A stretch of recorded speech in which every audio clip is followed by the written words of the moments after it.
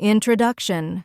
When the detective meets the tragedy, thunder, lightning, a stage covered in mist. Shakespeare begins Macbeth not with calm, but with chaos.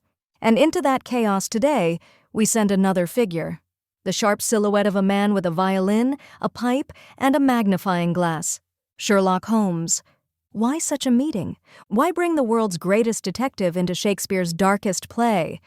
Because both ask the same question: what drives human beings to do what they do? A strange encounter. On one side, Shakespeare, the poet of passion, the dramatist of kings and beggars, witches and warriors. On the other, Conan Doyle's Holmes, the detective of facts, the ruler of reason, the man who can see order in chaos. And yet, do they not belong together? Holmes prowls the crime scene, Shakespeare builds it. Holmes gathers clues, Shakespeare scatters them. Both, in their own way, are searching for truth.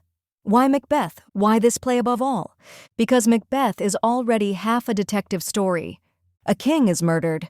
Suspicion rises, blood cries out from the ground, and the guilty, oh the guilty, cannot rest. But Macbeth is more than murder.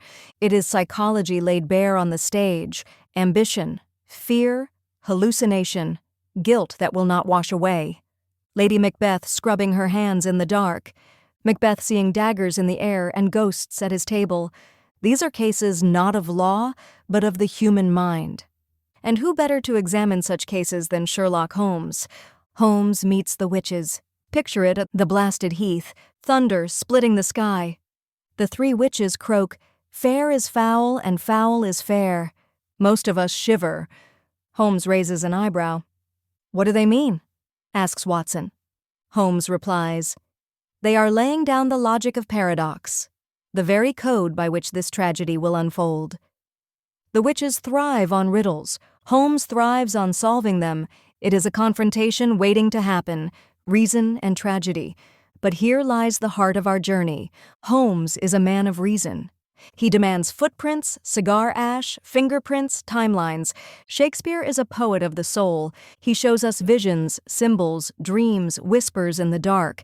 Can reason explain tragedy? Can deduction pierce prophecy? Holmes will try, but he will not always succeed. The role of Watson. And what of Dr. Watson? He is our companion, our guide. Where Holmes analyzes, Watson feels. Where Holmes sees patterns, Watson hears the heartbeat of pity and fear.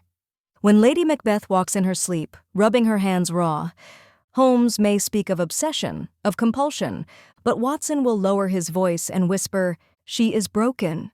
Watson is the reminder that tragedy is not just a puzzle, it is also a wound. Reading as investigation. This book is built on one belief. To read is to investigate.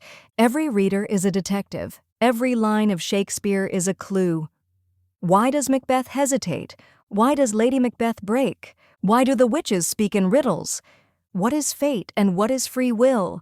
Holmes asks these questions with logic. Shakespeare asks them with poetry. We, as readers, must listen to both. The journey ahead. And so, act by act, scene by scene, we will walk with Holmes and Watson into Macbeth.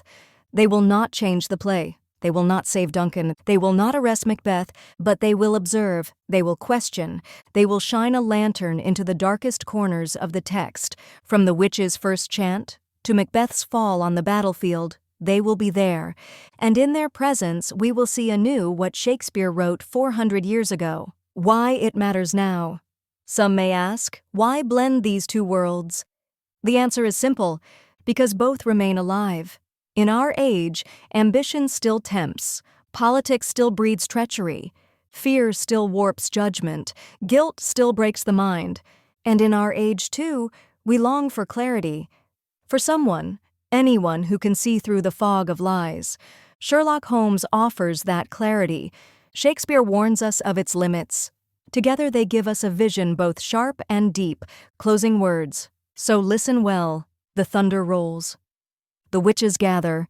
Macbeth enters with bloody hands, and at the edge of the scene, watching, always watching, stands Sherlock Holmes. He will analyze, he will deduce, he will explain, but he will also be humbled, because in the end, Macbeth is not only a mystery to be solved, it is a tragedy to be endured. And now the play begins.